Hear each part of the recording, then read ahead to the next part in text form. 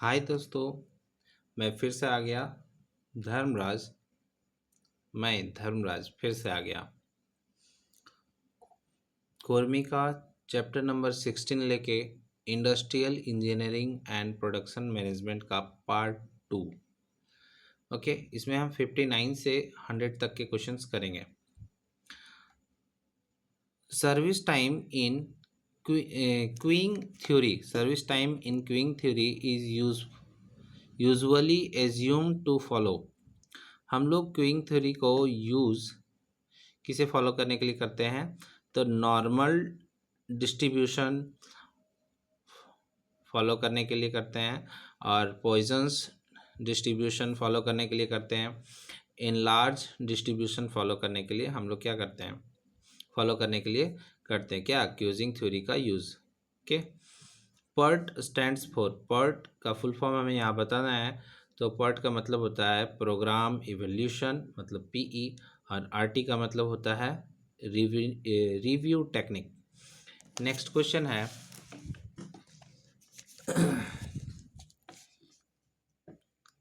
Actual performance of task is called.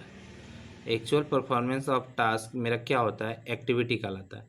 The start और completion of task, किसी task का start होना या फिर कंप्लीट होना, ये मेरा इवेंट कहलाता है। PERT, PERT. पर्ट क्या करता है? Provide an approach for keeping the plan up to date. किसी प्लान के कंप्लीट होने के लिए एक अप्रोच देता है, डेट देता है।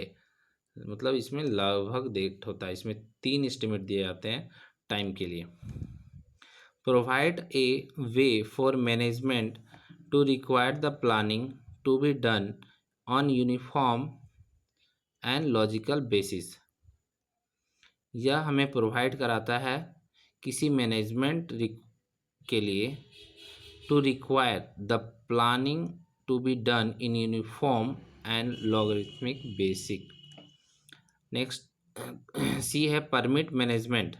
मैनेजमेंट को परमिट करता है to foresee quickly the impact of variation for the plan. ठीक है।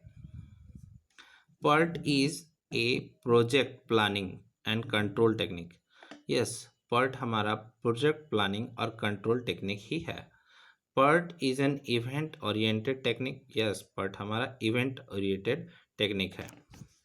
CPM ये होता है critical path method. CPM requires, CPM में सिर्फ एक सिंगल टाइम एस्टिमेट दिया जाता है। अगर यहीं पे लिखा रहता PERT रिक्वायर्स तो हो जाता वो ट्रिपल टाइम एस्टिमेट देता है। मतलब किसी काम को करने के लिए 3 टाइम देता है। तो ये 3 टाइम होते कौन कौन से हैं? तो पर्ट में 3 टाइम दिए जाते हैं। Optimistic time, pessimistic time, optimistic time, pessimistic time और मोस्ट लाइकली टाइम। तो ऑप्टिमिस्टिक टाइम सबसे कम टाइम होता है जिसपे हम लोग सपोज करते हैं कि वो काम हो जाएगा। अगर उसके अंदर नहीं हो पाता है तो हम लोग उसमें पेसिमिस्टिक टाइम देते हैं, जिसपे मतलब सबसे अधिक टाइम होता है ये। और बीच वाला टाइम होता है मोस्ट लाइकली टाइम, जिसमें हम लोग समझते हैं कि लगभग हो जाएगा। मतलब ऑप्टिमिस्टिक टाइम के बाद हम लोग मोस्ट लाइकली टाइम देते हैं, और उस समय उसमें भी कंप्लीट नहीं होता है तो हम लोग पेसिमिस्टिक टाइम देते हैं। क्या है? प्रोबेबिलिटिक टाइम। प्रोबेबिलिटिक टाइम जो होता है उसका for an completion of an activity, किसी एक्टिविटी के लिए पर प्रोबेबिलिटिक टाइम जो होता है वो ऑप्टिमिस्टिक टाइम, पेसिमिस्टिक टाइम और मोस्ट लाइकली टाइम, तीनों के द्वारा ही हमें प्रोबेबिलिस्टिक टाइम मिलता है। जैसे कि हमें क्वेश्चन नंबर 71 में यहाँ दिया गया है। ये मेरा है ऑप्टिमिस्टिक टाइम, ये है मेरा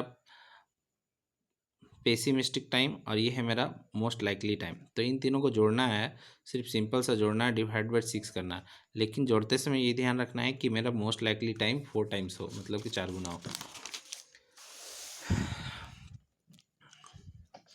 अब slack slack represent the difference between.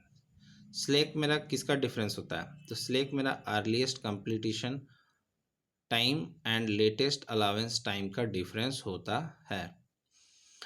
Earliest finish time मेरा क्या होता है? वो earliest starting time plus duration of activity, मतलब कितना जल्दी, मतलब समय से जल्दी अगर स्टार्ट कर रहे हैं तो उसे अर्लीस्ट स्टार्टिंग टाइम बोलेंगे, और उसके बाद हमें कितना समय लग रहा है वो मेरा ड्यूरेशन ऑफ एक्टिविटी कहलाता है। इन दोनों को अगर जोड़ दे तो अर्लीस्ट फिनिशिंग टाइम हमें मिल जाता है कि कितनी जल्दी से जल्दी हम किसी काम को ख़त्म कर रहे हैं। स्लैक में भी पॉजिटिव और नेगेटिव, स्लैक पॉजिटिव नेगेटिव और ज़ीरो तीनों हो सकता है। यस, वो पॉजिटिव नेगेटिव और ज़ीरो तीनों हो सकता है। तो चलिए हम देखते हैं, अगर स्लैक एक्टिविटी मेरा पॉजिटिव हो तो वो क्या इंडिकेट करता है? अगर स्लैक एक्टिविटी मेरा पॉजिटिव हो तो वो रिप्रेजेंट करता है कि extra resources are available and मतलब और completion of project is not delayed. मतलब कि जो एक्स्ट्रा रिसोर्सेज दिया गया है किसी काम को करने के लिए, और जो मेरा प्रोजेक्ट है वो किसी तरह से डिले नहीं हुआ है या फिर होता है। क्रिटिकल पाथ मेथड, जो क्रिटिकल पाथ मेथड होता है वो help in asserting time schedule. ठीक है, टाइम शेड्यूल को असर्ट करने में वो क्रिटिकल पाथ मेथड हमारा हेल्प करता है। Make better and detail planning possible, इसके द्वारा क्रिटिकल पाथ मेथड द्वारा बेटर और डिटेल प्लानिंग हमारा पॉसिबल हो पाता है। Provide a standard method for communicating project plan, किसी प्रोजेक्ट प्लान को कम्युनिकेट करने के लिए एक स्टैंडर्ड मेथड डेवलप हो पाता है। Plan schedule and time cost performance. ठीक है, किसी प्रोजेक्ट प्लान के लिए, शेड्यूल के लिए या फिर टाइम कॉस्ट परफॉर्मेंस के लिए एक बेटर मेथड कम्युनिकेशन तैयार हो पाता है। किसके सहायता से? क्रिटिकल पाथ मेथड के सहायता से। विच of the following statement is correct, इनमें से कौन सा करेक्ट है? When slack activity is zero it falls only on the critical path. सही है, जब स्लैक में एक्टिविटी मेरा जीरो रहेगा तो वो मेरा क्रिटिकल पाथ पे फॉल करेगा, मतलब वो क्रिटिकल पाथ के इक्वल हो जाएगा। क्योंकि क्रिटिकल पाथ में मेरा कोई भी स्लैक मेरा ज़ीरो होता है, मतलब अलाउंस ज़ीरो होता है। CPM critical path method is useful to minimize the direct and indirect expenses. तो जो क्रिटिकल पाथ मेथड होता है वो सही में हमारे एक्सपेंसेस को मिनिमाइज करने के लिए ही होता है। Critical path method, critical path of network represent the minimum time required for completion of project. जो क्रिटिकल पाथ मेथड होता है वह मिनिमम टाइम रिक्वायर करता है किसी प्रोजेक्ट को करने में। In CPM the cost slope determine by, CPM में हम लोग कोस्ट स्लोप कैसे ज्ञात करते हैं? तो CPM में हमें कोस्ट ऑप्शन नंबर बी से प्राप्त होता है, जो कि है crash cost minus normal cost divided by normal time minus crash time. ठीक है, नेक्स्ट है generally PERT is preferred over CPM for the purpose of a project evaluation. Yes, generally PERT को हम लोग क्या करते हैं? प्रेफर करते हैं CPM की तुलना में।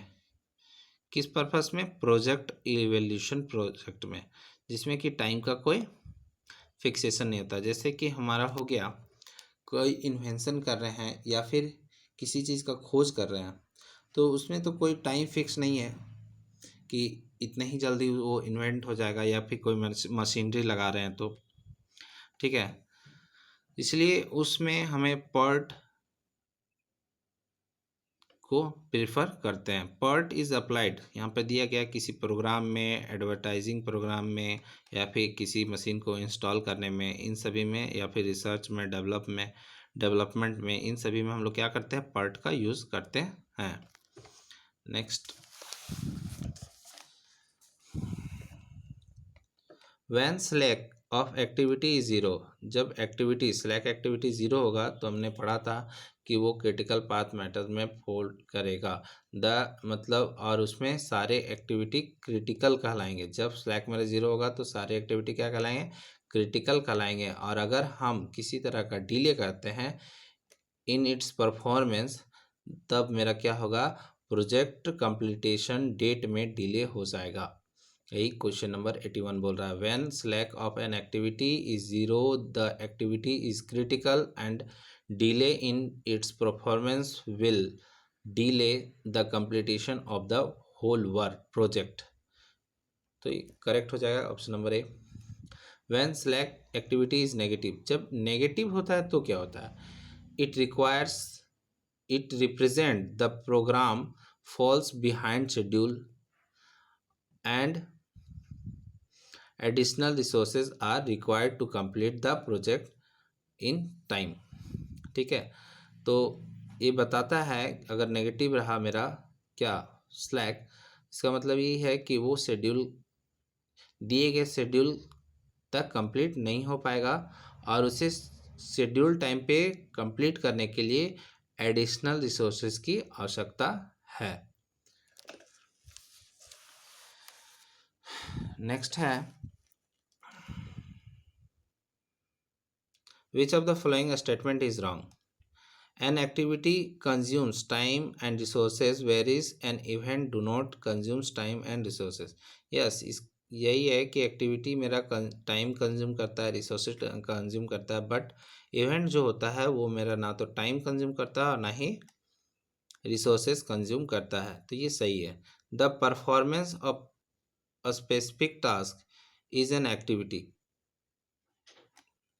किसी टास्क को परफॉर्म करना एक्टिविटी कहलाता है। तो ये भी सही है। An event is N instantaneous point in the time eight which activity begins और एंड। तो इवेंट का डेफिनेशन दिया गया है कि इवेंट कोई पॉइंट होता है जहाँ पे कोई एक्टिविटी स्टार्ट होता है या फिर ख़त्म होता है। तो ये भी मेरा ऑप्शन नंबर सी सही है। लास्ट दिया गया है, the turning of job on the lathe is event. मतलब टर्निंग, अगर किसी जॉब को हम लोग लेथ में टर्निंग कर रहे हैं तो वो मेरा इवेंट कहलाएगा। Where is job turned is an activity, और जब हम टर्न कर लेते हैं, लास्ट पॉइंट, जब हम लोग टर्न कर लेते हैं तो वो मेरा एक्टिविटी कहलाएगा। नहीं, ये उल्टा बता दिया। जो टर्न कर रहे हैं वो मेरा एक्टिविटी कहलाएगा और जब टर्न हो जाएगा लास्ट पॉइंट वो मेरा इवेंट कहलाएगा। तो ऑप्शन नंबर डी रॉन्ग है। An event is an function of two more activities. हाँ, ये event is a function of two और मोर एक्टिविटीज। हाँ, तो दो और दो से अधिक एक्टिविटीज का फंक्शन है हमारा इवेंट। इवेंट मेरा क्या है, दो या दो से अधिक एक्टिविटीज का फंक्शन है।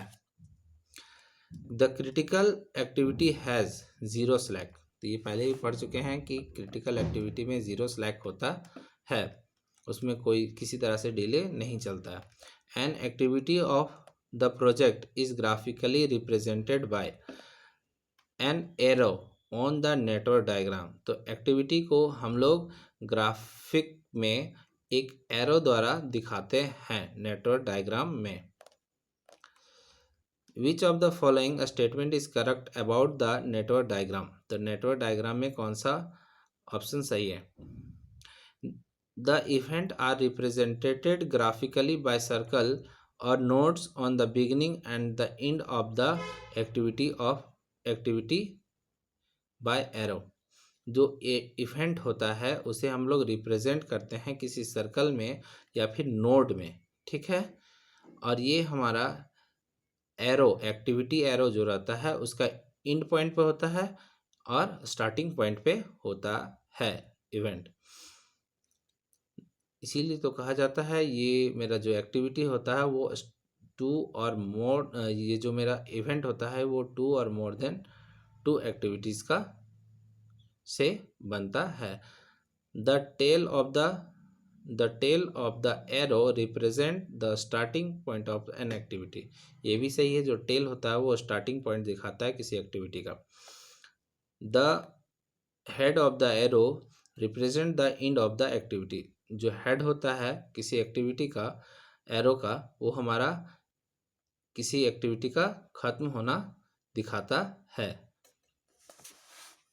ये तो इसमें चारों ऑप्शन सही हैं नेटवर्क डायग्राम के बारे में।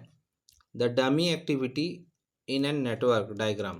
तो जो डमी एक्टिविटी होता है किसी नेटवर्क डायग्राम में, वो क्या दिखाता है? Is represented by the dotted line. हाँ, तो डमी एक्टिविटी को हम लोग डॉटेड लाइन से दिखाते हैं। Is an artificial activity. Yes, ये एक आर्टिफिशियल एक्टिविटी होता है। It does not consume time and resources. हाँ, ये ना तो टाइम कंज्यूम करता है, ना ही रिसोर्सेज कंज्यूम करता है। एक्चुअली डमी एक्टिविटी ऐसा एक्टिविटी होता है जिसमें दो काम एक साथ किए जा सकते हैं। जैसे किसी कार को सफाई करना है, तो अगर हम सफाई के घर से कार लाते हैं, गैराज में लगाते हैं, ये तो दो एक्टिविटी हो गया। जब कार बाहर से साफ़ होती है और फिर कार अंदर से साफ़ होती है, तो ये दोनों, अंदर से साफ़ करना और बाहर का साफ़ करना, ये दोनों काम एक साथ किए जा सकते हैं। तो ये हमारा डमी एक्टिविटी कहलाएगा। तो इसमें जो डमी होगा, या अगर हम सफाई कर रहे हैं तो अगर बाहर और अंदर दोनों से करते हैं एक साथ, तो इसमें से एक डमी एक्टिविटी कहलाएगा, जिसका टाइम और रिसोर्सेज दोनों बचेगा।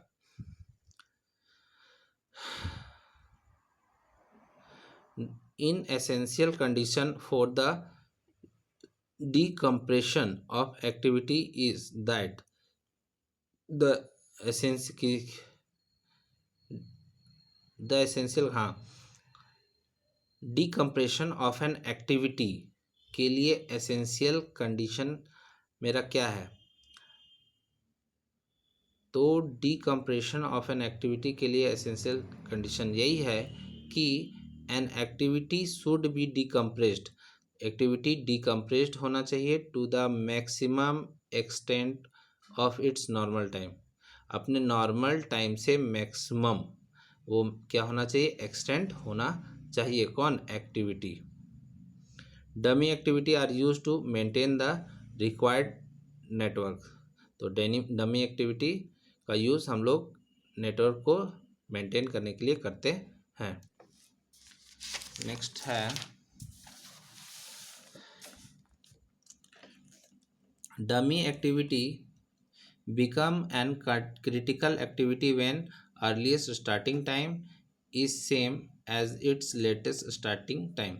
अगर किसी डमी एक्टिविटी में अर्लीस्ट स्टार्टिंग टाइम मेरा लेटेस्ट फिनिशिंग टाइम के बराबर हो जाए या फिर सेम हो जाए, तो वो मेरा डमी एक्टिविटी क्रिटिकल एक्टिविटी में चेंज हो जाता है। तो ये मेरा करेक्ट है। Which of the following are the guideline for the consumption of network diagram. तो किसी नेटवर्क डायग्राम के लिए क्या गाइडलाइंस होते हैं? Each activity is represented by one and only one arrow in network. किसी एक्टिविटी को सिर्फ एक ही हम लोग एरो से दिखा सकते हैं।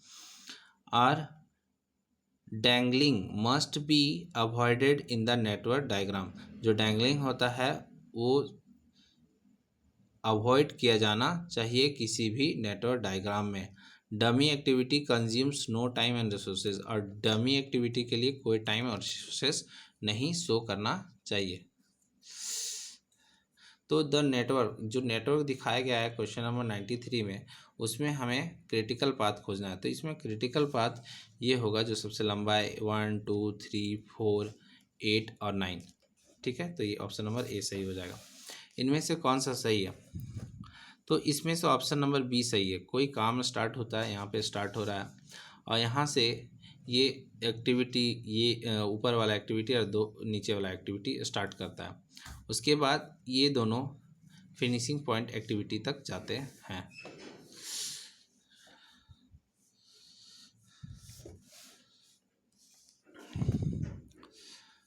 A PERT network has 3 activities. PERT network has 3 activities on critical path 3, 8 or 6, the standard division 1 to 2 representatively the probability of the project will be completion in 20 days।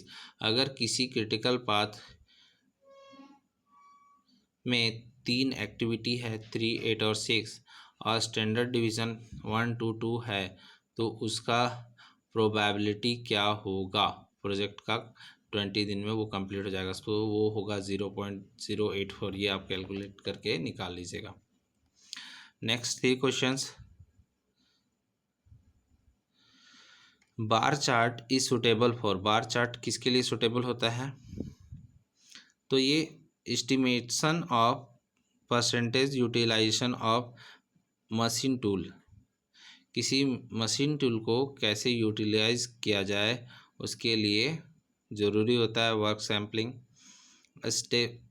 Estimating the percentage of time consumed by the various job activity, अलग अलग तरह के job activity में time consumption के percentage को निकालने के लिए हमें वर्क सैम्पलिंग का ज़रूरत होता है। Finding out the time standard specially where the job is not repetitive and where time study by stop watch method is not possible.